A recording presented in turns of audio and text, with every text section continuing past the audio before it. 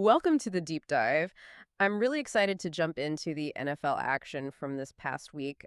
Lots of drama already, shaping up expectations, giving us some, really interesting looks at these teams. Our goal today, cut through the noise. We're going to break down the big games, the key plays, the strategies, basically arm you with the insights you need. Okay, let's unpack this. From hard-fought divisional battles to unexpected upsets, the NFL has once again delivered a captivating slate of contests. We're going to put on our analytical hats and break down every tackle, touchdown, and strategic gambit that define these crucial matchups from the past week. Yeah, and it's important because these early games, they're more than just wins and losses. They're like statement games. They give you a blueprint of who these teams really are. We've got Sunday night, two Monday nighters, and tonight's Thursday game. If you look closely at these, you start seeing the real, the DNA of these teams, how they handle pressure, their core strengths. What's fascinating here is how these early games aren't just about wins and losses.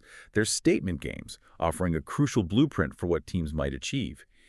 If we connect this to the bigger picture, we're already seeing narratives rich with intrigue and the sting of defeat unfolding before us, and we'll help you understand what it all means. Exactly. So the lineup. Sunday night, September 15th, both Monday night games from the 16th. And then the Thursday thriller from, today, September 19th. We want to get you up to speed fast. All right, let's dive into Sunday night first, September 15th. Falcons take down the Vikings, 22-6. Wow. I mean, that felt like more than just a win for Atlanta. It felt like a statement, showcasing what their offense could be and a defense that just clamped down when it needed to. Totally. Their coordinators seem to have the Vikings figured out, especially those blitzes, crank screens, draws. Yeah. They were getting chunk yards on third downs, which just killed Minnesota's pressure. And the quarterback, he looked really poised, making checks at the line, finding the right matchups, good throws even when things were collapsing a bit. But the big thing, red zone efficiency, touchdowns, not field goals. That just stopped the Vikings cold, momentum-wise. Yeah, and for Minnesota, scoring only 6 points, that's a huge worry, especially with the players they have. It wasn't just one thing, like miscommunication.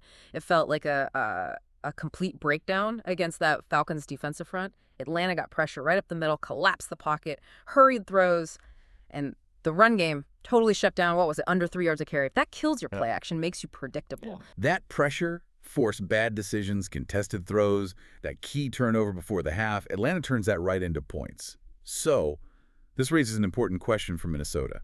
Can they find a way to consistently move the ball and protect their quarterback against similarly aggressive fronts?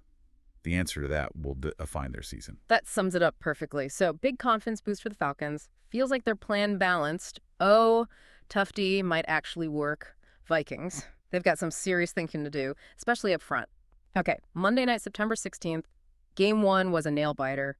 Buccaneers just squeaked by the Texans 20-19. Man, that was a game of inches, wasn't it? Every play felt huge. It was a real testament to grit, I think. Oh, absolutely. Down to the wire. The Bucs winning like that by 1 point, it just screams championship pedigree, Their offense wasn't flashy, but it was methodical, effective. They stuck with the run, wore down the Texans' D. That opened things up. Quarterback made the plays when needed, third downs, red zone, managed the clock like a vet. And the defense stepped up big time in the fourth. That goal line stand, clutch. It really did feel like inches decided it. And you got to give the Texans credit. That loss hurts, for sure, but they showed a serious fight. Putting up 19 against that Bucs defense, that's tough to do. And their young QB, wow, he continues to look good. Extending plays, making throws under pressure, really impressive stuff. He really does. But, like you said, game of inches. That one pass interference call, huge. The missed field goal leaves points out there. This loss, while painful for the Texans, is a valuable learning experience. It highlights the fine margins in the NFL where every penalty, every missed opportunity, and every strategic gamble becomes magnified. Their resilience, however, bodes well for their future trajectory. Yeah, absolutely. It's tough, but you see the potential. And for the Bucs, it just reinforces that they know how to win ugly. They can grind it out. That veteran presence really showed. Then right after that, the second Monday night game, Chargers handle the Raiders 20-9, another divisional game. And the Chargers, they look decisive, like a team really finding its rhythm. Yeah, they controlled that one pretty well. Their offense was sharp. Defense was solid all around. The QB was dealing, spreading it around, liked how they used the tight ends, kept the Raiders guessing. The O-line held up great, gave them time. Running backs chipped in with tough yards too. Key was third downs and just not turning the ball over. Clean game. Yeah, and on the flip side, the Raiders just couldn't get anything going consistently on offense. The defense had a few moments, but couldn't stop the Chargers' mix. Offensively, not being able to run the ball, that really hurt them. Under 3 yards a carry, again, that makes play action almost Keeps it useless. the ball. Exactly. Quarterback was pressured a lot. Hurried throws, couldn't connect deep like they usually want to, scoring just 9 points. It's a big red flag.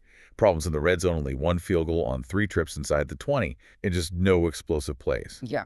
If we connect this to the bigger picture for the Raiders, these offensive struggles raise alarms. They need to reevaluate their scheme and execution to generate more consistent scoring opportunities if they hope to compete in a tough division. Good point. So for the Chargers, big divisional win, strengthens their spot, looks like they could be a real problem this year. Well-executed game by them. Which brings us to tonight. Thursday Night Football, September 19th. Bills versus Dolphins. What a game. 31-21, Bills take it. That was a thriller, seriously. High-octane, divisional, heavyweight fight lived up to the hype. It really did. A lot of points, a lot of action. The Bills' offense, man, just explosive. Their QB is dynamic, obviously, moving it through the air, on the ground. They created mismatches, attacked those slot corners, took advantage when Miami slipped up. Putting up 31 on that Dolphins defense, that says something about their firepower and coaching. Excellent. And red zone efficiency again. Touchdowns, not field goals, 4 times. Defense bent a little, but made stops when they had to. Forced a huge turnover, too. That feels like a statement win for Buffalo. Yeah. Reinforces those Super Bowl hopes. Yeah, but the Dolphins, even in the loss, they showed they're tough. They're not going to just roll over. Yeah. Scoring 21 on that Bills D is respectable. They had moments of brilliance for sure. Speed, playmaking receivers. QB made some great throws, bought time, let guys get open deep. They definitely have weapons. But in a shootout like that, every single possession matters, right? What's fascinating here is that even in a shootout like this, every possession counts. For the Dolphins, while they showed flashes of brilliance, this loss underscores the areas where they need to tighten up defensively and find that extra gear on offense to truly challenge for the top spot. The secondary gave up some contested catches at bad times. Pass rush didn't consistently get home. And the drives just stalled out. Penalties, a drop pass on 3rd down, things like that. Shows they're close, but got to find that next level. Yeah, that's spot on. So for Buffalo, huge win. Bragging rights in the division, big momentum builder. Showed they can win a tough fight against a really good team. Closing out a game like that matters. Okay, so wrapping up this deep dive, man, the early season is already giving us so much to talk about, right? Intrigue, big wins, tough losses. Think about it. The Falcons gave us a blueprint balance on offense, suffocating D. The Bucs showed that championship DNA, winning ugly when they had to. The Chargers looked sharp, surgical almost, with a D that shut down the run. And the Bills, just dominant, electrifying QB clutch in the red zone. Here's where it gets really interesting. These games have set the tone, promising more exhilarating contests and strategic chess matches that will keep us on the edge of our seats. The narratives are unfolding, the stakes are rising, and the NFL continues to deliver unparalleled drama. Exactly. And it's not just stats, right? It's about philosophy, how teams execute under pressure, how schemes match up. Which leads to this question for you, the listener, to think about. This raises an important question for you, the listener, to consider. How much stock should we put in these early season statements by teams? And which of these specific insights do you think will truly hold up as the season progresses? Like, will Atlanta keep scoring touchdowns in the red zone? Can the Vikings figure out that pressure? Which of these trends feels real? That's a great question to chew on. Thanks so much for joining us on this deep dive into the early NFL action. Keep watching, keep analyzing. Until next time.